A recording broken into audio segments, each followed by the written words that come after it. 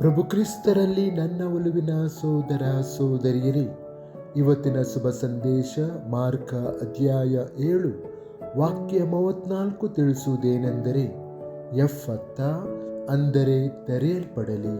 ಚಿಂತನೆ: ಎಫ್ಫತ್ತ ತೆರೆಯಲ್ಪಡಲಿ ಎಂದು ಯೇಸು ಹೇಳಿದಾಗ ಅವನು ಕಿವುಡನ ಕಿವಿಗಳನ್ನು ತೆರೆಯುವುದಲ್ಲದೆ ಅವನ ಹೃದಯವನ್ನು ನಂಬಿಕೆಗೆ, ಅವನ ಬಾಯಿಯನ್ನು ಸ್ತುತಿಗೆ ಮತ್ತು ಅವನ ಜೀವನವನ್ನು ಹೊಸ ಆರಂಭಕ್ಕೆ ತೆರೆಯುತ್ತಿದ್ದನು.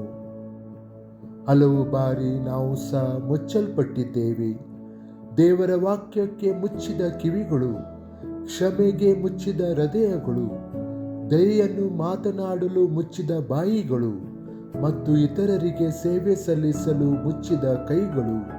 ಯೇಸು ಇಂದಿಗೂ ನಮಗೆ ಆ ಪ್ರಬಲವಾದ ಪದವನ್ನು ಹೇಳುತ್ತಾನೆ: ತೆರೆಯಲ್ಪಡಲಿ. ಪ್ರಾರ್ಥನೆ: ಕರ್ತನಾದ ಯೇಸುವೆ, ಕಿವುಡರ ಕಿವಿಗಳನ್ನು ತೆರೆದು ಅವನ ನಾಲಿಗೆಯನ್ನು ಸಡಿಲಿಸಿದಿರಿ. ನಿನ್ನ ಗುಣಪಡಿಸುವ ಕೃಪೆಯಿಂದ ನನ್ನ ಜೀವನವನ್ನು ಸ್ಪರ್ಶಿಸಿರಿ.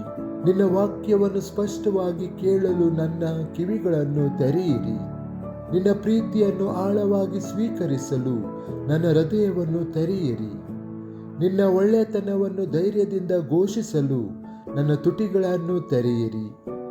ನನ್ನೊಂದಿಗೆ ಮತ್ತೆ ಮಾತನಾಡು ಕರ್ತನೇ. ಎಫ್ಫತ್ತ ತೆರೆಯಲ್ಪಡಲಿ. ಆಮೆನ್.